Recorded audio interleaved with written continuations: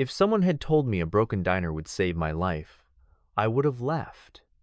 Back then, my son and I were living out of an old pickup that smelled like rust and rain. Every morning we'd drive until the gas needle kissed empty, then stop wherever the road ran out.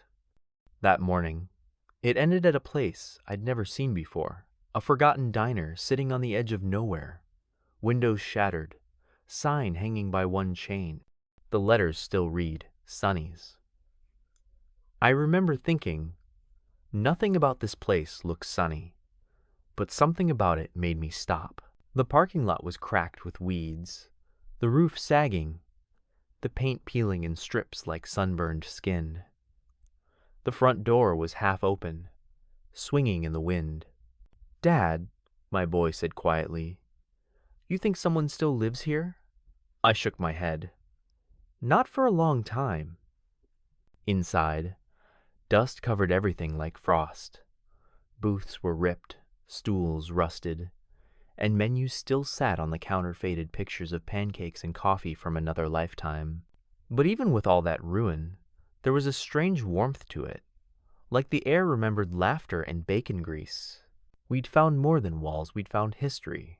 We walked through slowly, our footsteps echoing off the tile. The back door led to the kitchen, broken stove, dented fridge, shelves bare, except for one lonely coffee cup. Ethan ran his hand across the counter. "Think it still works?" "Only one way to find out," I said, half joking. I twisted a faucet. To my surprise, a weak stream of brown water sputtered out. We looked at each other, wide-eyed. It wasn't much, but it was something. That's how hope starts sometimes, not with a miracle, but with a drip of rusty water in a place the world forgot. We stayed that night in one of the booths. I patched the broken window with cardboard, and we used an old blanket for warmth. Outside, the neon sign flickered weakly, one letter lighting up for a second before fading again. Ethan pointed at it. "See that? It still works." "Barely," I said. "Still," he smiled. "It's trying." That hit me harder than I expected. We were trying too, just two people the world had left behind, still flickering when everyone thought we'd gone dark. That night, for the first time in months, we didn't sleep in the truck. In the morning, sunlight poured through the broken windows, turning the dust into gold. Ethan was already awake, sitting on the counter, drawing in his notebook. "What are you sketching?" I asked. "Our diner," he said proudly. "What it'll look like when we fix it." I looked around the collapsed ceiling, the mold, the broken booths, and wanted to tell him it was impossible. But I didn't, because he looked at this ruin and saw potential, and maybe that's what I needed to see it through his eyes. "All right, partner," I said. "Let's see what this old place can become." We started small, sweeping floors, throwing out trash, patching holes in the roof with scrap metal we found behind the diner. Every evening, we'd light a small fire outside, heat canned soup, and talk about how the place used to smell like coffee and buttered toast. Ethan said, "If we can fix it, maybe we can cook here too, for real customers." I laughed. "You think people will come all the way out here for your dad's cooking?" He grinned. "Not for the food, for the story." I didn't know it yet, but that boy was right. One day, while cleaning out the back pantry, I found a tin box full of old receipts and letters. They were from the 1,970 notes between two people named Sonny and Joe. The letters weren't business. They were love notes written on napkins, receipts, scraps of paper. "Coffee's cold, but I'll warm it when you come home. Keep the grill hot for me, sunshine." I smiled, imagining them working here together, building something they loved. It made me want to do the same, not to copy them, but to continue what they started. To make this place breathe again, we hung one of their old photos on the wall, a faded picture of Sonny and Joe in front of the diner, arms around each other, laughing. "Feels like they're watching us," Ethan said. "Maybe they're rooting for us," I answered. We started calling it the diner that waited. Every day, we found something new to fix. Broken pipes, rusted hinges, shattered lights. The list was endless. But so was our determination. I didn't know where we'd find the money, but I knew this. Fixing the diner gave us a reason to wake up. And that was priceless. We collected bottles, scrap metal, and old tires around town, anything we could sell. Some people stared. Others helped. A woman named Carol from the grocery store started saving leftover bread for us. A retired plumber showed up one afternoon and said, "Heard someone's trying to wake up the old Sunnies. Need a hand?" Soon, word spread. It wasn't charity, they just wanted to see the lights turn on again. And slowly, they did. Every screw, every nail, every laugh shared over broken coffee cups brought the place a little closer to life. The day we got the stove working felt like a holiday. Ethan found an old can of coffee in the back. Years expired but sealed tight. We brewed it anyway. It tasted like metal and memories, but we drank it proudly. "This is the best cup I've ever had," I told him. He grinned. "That's because it's ours." And he was right. Everything we had, every chair, every mug, every patched tile was ours because we'd earned it. That diner wasn't a symbol of survival anymore. It was proof that you could build something beautiful from scraps. I painted the walls bright yellow, the same color from the old photo. Ethan made a new sign from scrap wood. "Sunny's coming back soon." We didn't even have electricity yet, but that didn't matter. Every night, we'd light candles on the counter and eat beans straight from the pot, pretending it was a grand opening. "If we ever get customers," he said, "what should we serve first?" I smiled. "Pancakes. Always pancakes. Because pancakes mean morning, and morning means another chance." That's what this diner had become, a promise that the sun still rises for people like us. One morning, we woke up to the sound of footsteps outside. A man stood by the door, mid-50s, work clothes, kind eyes. "You the ones fixing Sunnies?" he asked. I nodded cautiously. He smiled. "My parents own this place. I'm Joe Jr." My heart skipped. He walked in slowly, running his hand along the counter. "Haven't been here in 30 years, he murmured. "Didn't think I'd ever see it again." He looked at us and said, "You boys need some real tools?" By nightfall, we had a toolbox, a working drill, and something better permission to keep the dream alive. Joe Jr. came by every weekend after that, helping us fix wiring, install lights, and tell stories about his parents. "Mom always said this place ran on more than food," he told us once. "She said it ran on kindness." I looked at Ethan, who was sketching designs for new chairs. "Then we'll keep serving that," I said. For the first time in years, I felt part of something bigger than myself. Not just a man scraping by, but a link in a chain of people who refused to give up on good things.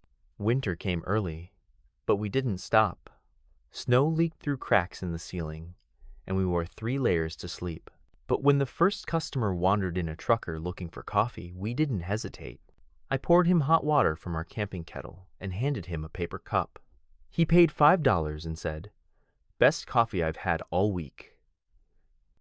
He didn't know it wasn't even real coffee, but that's how it started. One cup, one stranger, one spark of normal life in a place that had forgotten what normal felt like.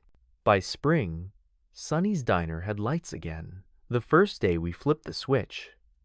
The sign buzzed to life, half the bulbs dead, but glowing all the same.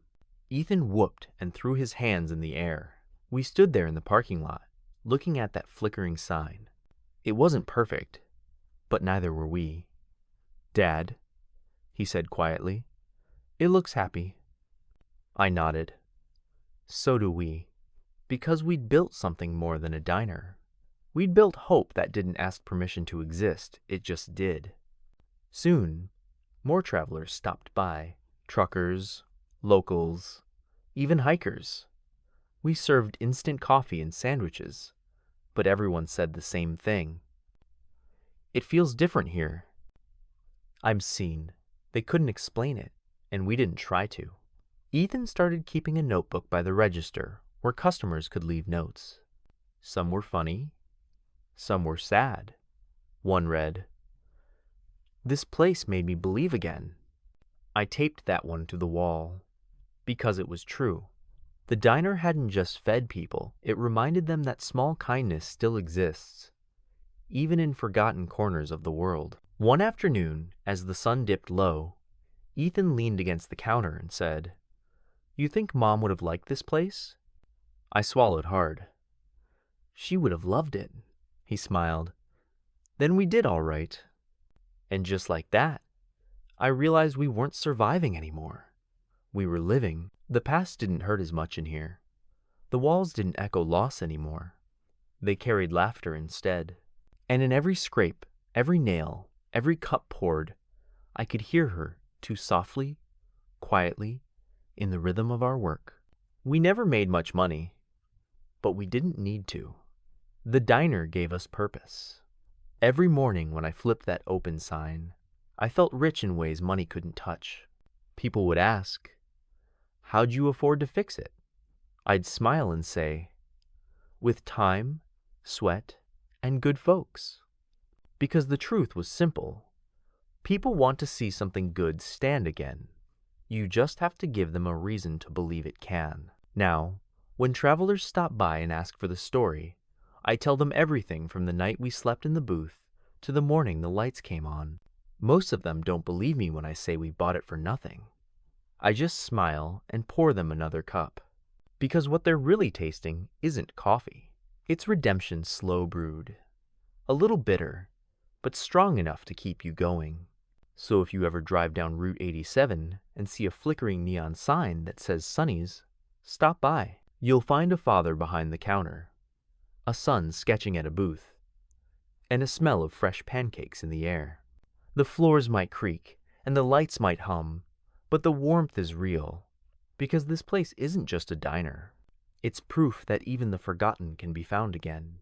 And sometimes, all it takes is a broken man, a hopeful boy, and $15 worth of faith. The day we decided to reopen the diner felt like standing at the edge of a cliff. Exciting, terrifying, beautiful. We didn't have enough money for a big sign or fancy menus, just handwritten notes taped to the window. Sunny's is open again. Ethan painted the words with the same red brush he'd used on the door back at the house. "It needs to be bold," he said. I laughed. "Kid, bold doesn't pay the bills." He shrugged. "Maybe not. But it makes people look twice." And maybe that was enough. We didn't need everyone, just a few who still believed in second chances. We'd saved for months, buying small things piece by piece. A used coffee machine, 2 pans from a thrift store, plates and forks mismatched but clean. When we finally turned the lights on that morning, I thought my chest might burst. The place glowed soft and golden, like it was proud of itself. "Feels like it's breathing again," Ethan whispered. It did. I'd spent years trying to survive. But that morning, I felt something different, like the world was holding its breath with us, waiting to see if we'd really make it. Our first customers were 3 men from the highway construction crew. They came in covered in dust, looking half asleep. "You got coffee?" one of them asked. Ethan grinned. "The best kind, cheap and hot." They laughed and sat down. When I served them pancakes, one of the men looked around and said, "Didn't think this place would ever open again." "Neither did we," I said honestly. He nodded. "Keep it up, old man. Feels good in here." That simple compliment hit deeper than he knew. Sometimes a few kind words can fix something inside you that's been broken for years. By noon, 5 more people came in. By evening, 10. We didn't make much, maybe $40 total, but Ethan and I felt like millionaires. After we closed, we sat on the counter sharing the last pancake. He looked at me and said, "We really did it." I smiled. "We started it. That's different." Still, as I looked around the diner, at the light reflecting off the chrome, at the notes people had pinned to the wall, it felt like more than a start. It felt like the beginning of something honest, something ours. The next few weeks were a blur. We opened at dawn and closed after dark. My hands were raw from scrubbing dishes.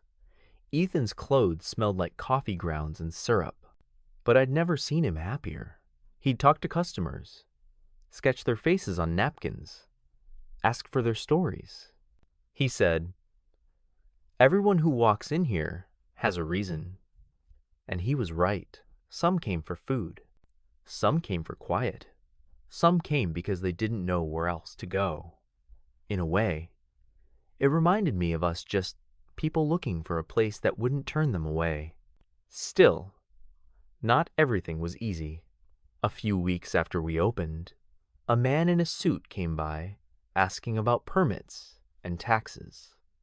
He wasn't unkind, just official. "You can't run a business without proper papers," he said. I told him the truth. We were just trying to keep the place from falling apart. He sighed. "I respect that, but there are rules." For a few nights, I barely slept. I thought about losing it all again. But then the townspeople showed up, Carol from the store, Joe Jr., the truckers. They pooled together and helped us register properly. They called it community paperwork. When the certificate finally arrived in the mail, I framed it and hung it right under Sonny and Joe's old photo. Ethan laughed. "Feels official now." "It is," I said, tapping the glass. "We're real." He grinned. "We've always been real, Dad, just not on paper." And he was right again. That piece of paper didn't change much. It just confirmed what the diner already knew. We belonged here. For the first time in a long while, the world had written our names in ink instead of forgetting them in pencil. Winter came fast. The cold crept through the walls, and business slowed down. Some mornings, we'd serve one customer, two, if we were lucky. The pipes froze, the lights flickered, and the old coffee machine coughed like a sick dog. I tried to hide my worry, but Ethan saw it. "We've been through worse," he said. "Yeah," I muttered, staring at the frost creeping up the window. "But hope doesn't pay the heating bill." He smiled softly. "Maybe not, but kindness might." And somehow, he was right again. A week later, a letter came in the mail addressed to Sonny's Diner. Inside was a check for $500 and a note. "For hot meals this winter, for anyone who needs them. From a grateful traveler. No name, no address." I read it twice, unable to speak. Ethan just said, "Told you." We used the money to buy insulation and extra food. From that day on, every Thursday was free meal day. Anyone could come in, sit down, and eat. No questions asked. And for the first time, I realized how contagious generosity can be. Soon, word spread. Truckers started leaving tips that covered more than their meals. Local farmers dropped off vegetables by accident. Even the mayor stopped by once, saying, "Heard this place feeds souls as well as stomachs." I smiled. "We do what we can." He nodded. "Keep doing it." It wasn't fame or fortune, but it was something better: respect. The kind you can't buy. Only earn one cup of coffee at a time. One morning, Ethan showed me a sketch he'd made. It was the diner, drawn from the road, sunlight streaming through the windows. A couple eating breakfast, me behind the counter, him cleaning tables. He'd written under it, "The diner that believed back." I stared at the words for a long time. "That's what it feels like," he said. Like it believes in us too. And maybe it did. Places like this remember.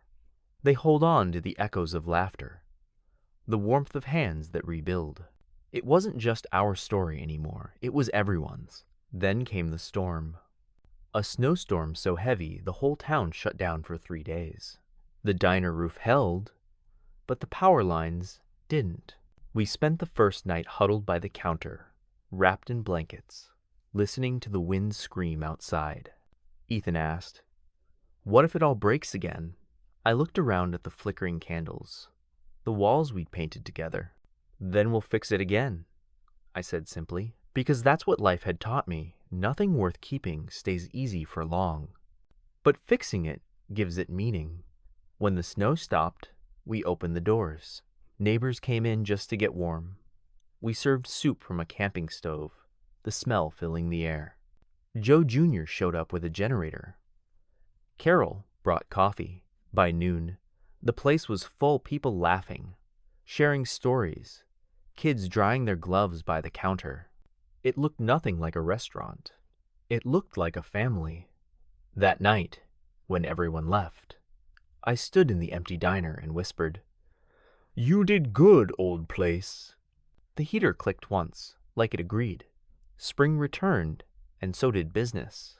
We painted the exterior sky blue, planted flowers by the door, and added a small chalkboard sign that said, "Come hungry, leave hopeful."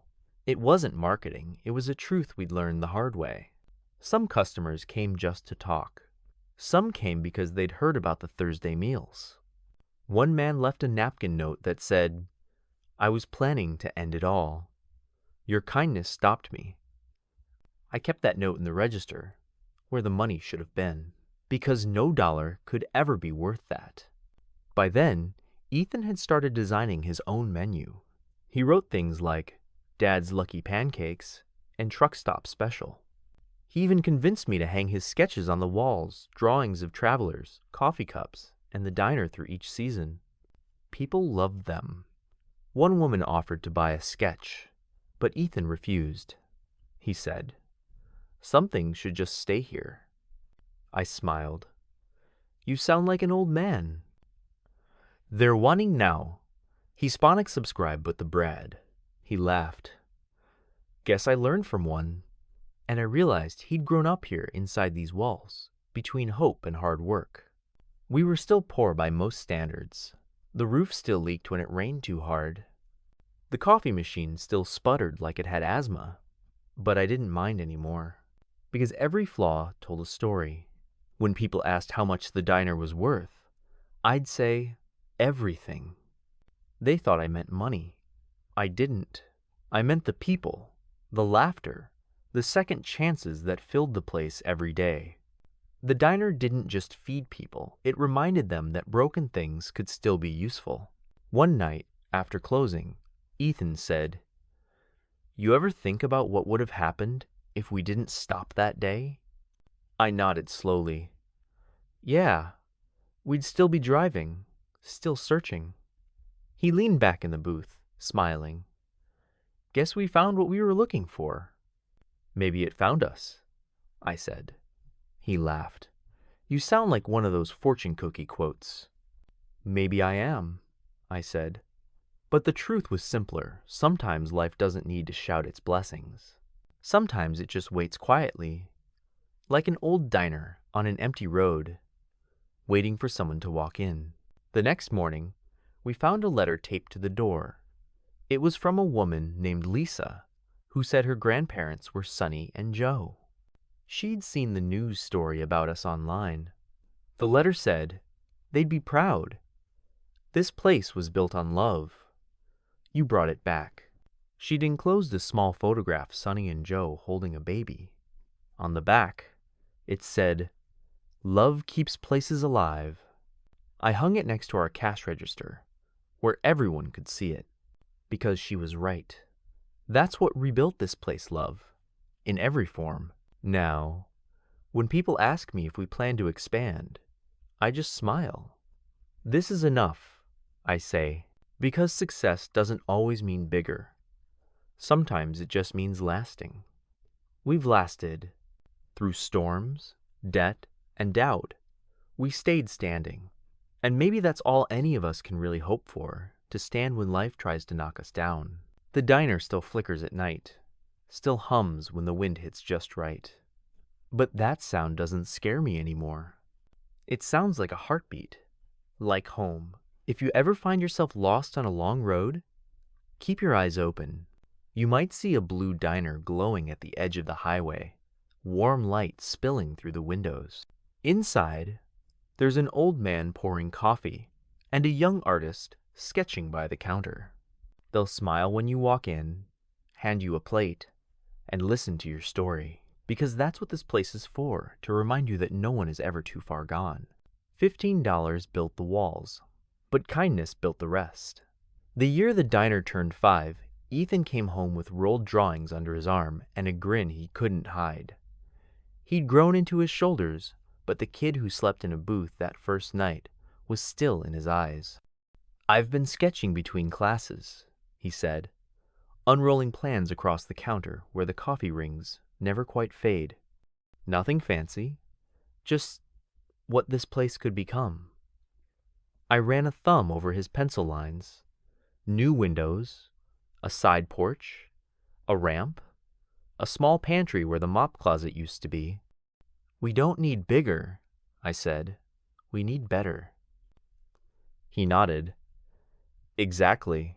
We started on a Sunday after close, the rain tapping steady time on the roof. Ethan measured. I held the level, and the regulars who claimed the corner booth for chess volunteered themselves without asking. Joe Jr. brought a nail gun and a 6-pack of jokes that got dustier by the hour.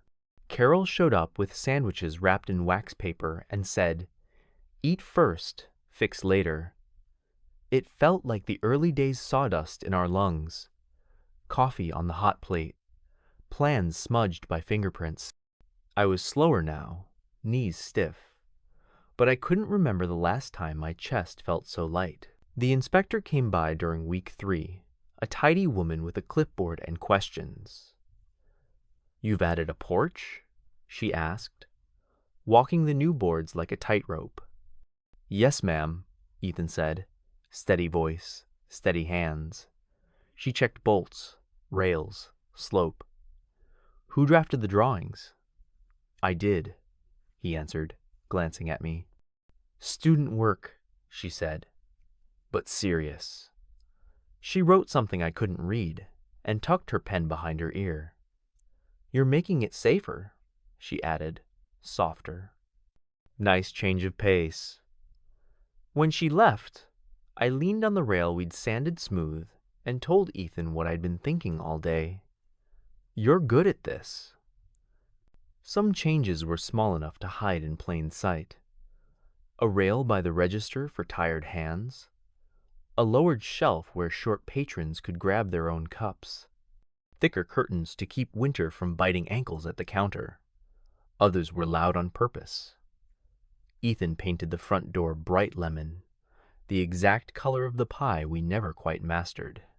"Sonny would have liked it," he said, standing back. I believed him. The photo of Sonny and Joe looked less like a memory and more like a nod. We hung a new sign too, hand-lettered across cedar. "Open till hope closes." Business didn't boom, it deepened. Truckers learned they could sleep an hour in the corner booth if they bought breakfast. The high school set its prom pictures ritual on our porch every May. Girls in glitter, boys in shoes they hated. Thursday meals grew until they needed 2 pots and 3 volunteers. We added a pegboard with pay-it-forward tickets, 1 coffee, 1 breakfast, 1 hot soup bought in advance by strangers for whoever needed to be reminded they mattered. I watched people choose a ticket like you'd choose courage, slip it to Ethan like a secret handshake, and sit a little taller afterward. Some nights I closed my eyes and still saw skid marks of the road we almost never left. Then the bell would ring, thin sound, small bell, good music, and someone would step inside with their weather and their history, and the diner would gather itself around them like a coat. A man left a Polaroid of his late wife under the sugar caddy. her favorite stool. A city nurse wrote our address on the back of her badge, so she wouldn't forget where to go when shifts ran too long. None of it paid the gas bill, but all of it paid the reason. When the roof finally insisted on being more sky than shelter, the town held a pancake picnic in the parking lot. We called it Raise the Roof, wrote the goal on the chalkboard, and promised uneven flapjacks and honest receipts. People came with lawn chairs and thrift store quilts. Old men ran the griddle like a union. Teenagers carried plates as if breakfast were sacred, which it is.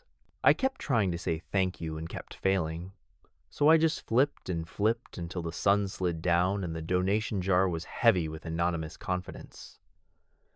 We bought shingles the very next morning. Health scares teach a body its limits, and mine started preaching that lesson in a whisper I couldn't ignore. The doctor called it a warning flare. Ethan called it a schedule. We posted new hours, closed Mondays, afternoons free on Wednesdays, and nothing collapsed. Folks adjusted. "You taught us endurance," Carol said, pouring my coffee and stealing my dish rag. "Let us teach you rest." I learned to sit for 10 minutes after open, to savor the first cup like a ceremony, to let the clatter happen without catching every spoon mid-fall. The diner ran on many hands now. Thank God. Ethan finished his degree and came home for good, with a toolbox that clicked like a promise. "I took a job with a small firm in town," he said, almost apologetic. "Not big city work. We build where we stand," I told him. He designed ramps for the library, shaded benches at the bus stop, a shelter behind the church that didn't call itself a shelter because people sleep easier under gentler names. At night he drew here new shelves, a better prep table, a quiet nook by the back door. Watching him shape wood to kindness felt like time folding its hands. We started a scholarship. The spring Sonny and Joe's granddaughter mailed us a check with a note that read, "For a kid who needs a first step." It was small books, boots, bus fare, but precise generosity is the kind that lands where it should. Ethan named it the Sunshine Step. Applicants wrote a paragraph at the counter. Pencil cup between the ketchup and the tip jar. No essays about essays, just a reason, a start date, a who can we call when you need a shove. The first award bought welding gloves. The second covered a GED test. Both receipts live in the frame with our license. A 12-year-old named Marco made the pay it forward board his personal mission. He'd come after school, count the tickets, and nudge regulars with math.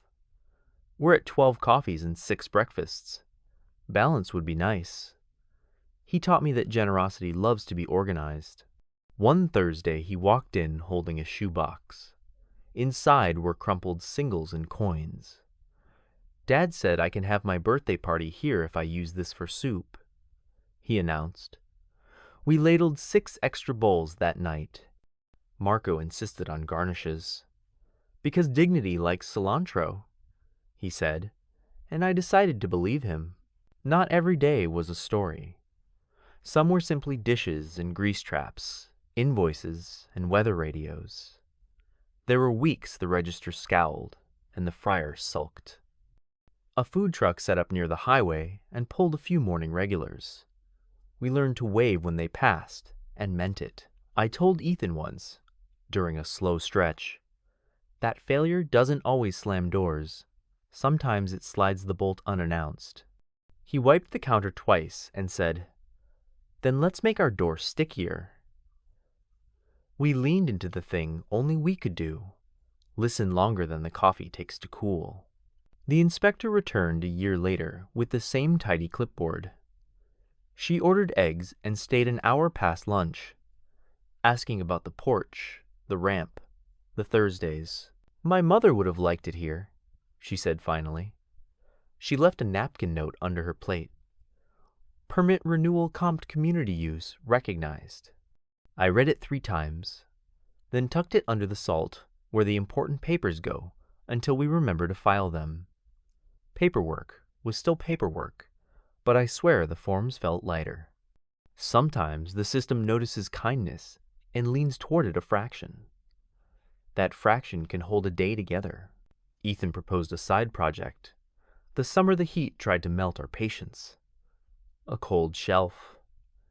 He built it from a retired deli case and a stubborn fan. We stocked it with waters, fruit, sandwiches wrapped like gifts. A sign above it said, "Free if you need it, fair price if you can." We tried not to look when someone took, but it's hard not to peek at miracles. One man came in every afternoon for a week, grabbed 2 apples and a nod, then returned on Friday with a jar of quarters and a shy for the pile. He left taller. Time stretched and tucked itself into corners. I counted years, not by calendars, but by stains on aprons, by where the sun hit the chrome at 4 p.m. In July, by the day, a kid who once napped in our booth came back in uniform and set his paycheck tip down like a flag. "Saved me," he said, and left before we could argue. I learned to tell weather from the doorway, sorrow from footsteps, the difference between silence that needs company and silence that needs a second cup left within reach. The diner taught me languages without nouns. Steam, scrape, sigh. We held a memorial for Sonny and Joe on a day that smelled like toast. Their granddaughter brought a brittle guest book from the 70s. Folks signed both hers and ours and told stories about grease fires and proposals, about last cups and first chances. We hung a simple plaque above the chess booth, built on love, kept open by it. I said a few words I can't remember, except the part where my voice tripped over thanks. After, we served pancakes the way Joe Jr. swore his dad flipped them wrist. Not elbow. Mine still came out lopsided. Nobody complained. When my hands started shaking too hard to trust a plate to the pass, I let the kids from the tech school take a shift. "Teach us your hash," they insisted, as if dice size were a legacy. We made a mess and a memory. I moved slower, did more greeting and less griddle, learned the names of dogs from photos on phones, and the particular music of laughers who hadn't heard their own in a while.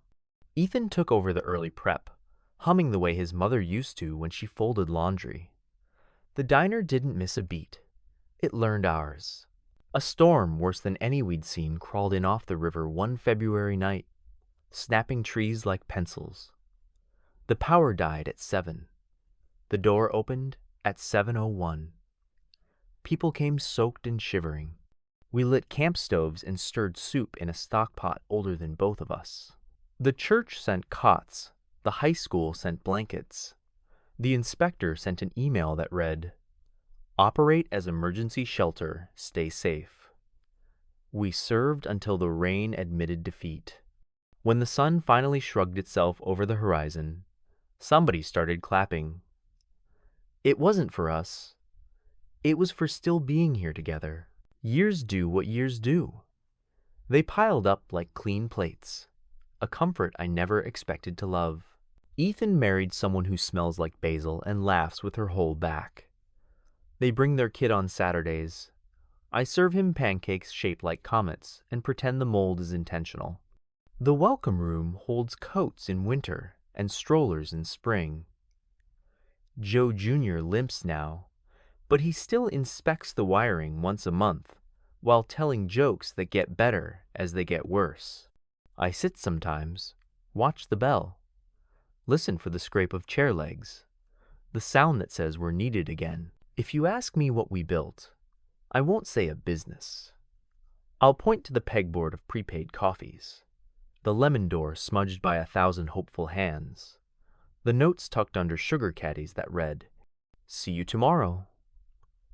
We kept the name Sonny's because some lights deserve to keep shining, and we added our promise beneath it because hope has ours. When people ask our secret, I pour them a cup and tell them the truth. We didn't save this diner. It saved us first. Then we kept the sign lit for whoever comes next. Open till hope closes.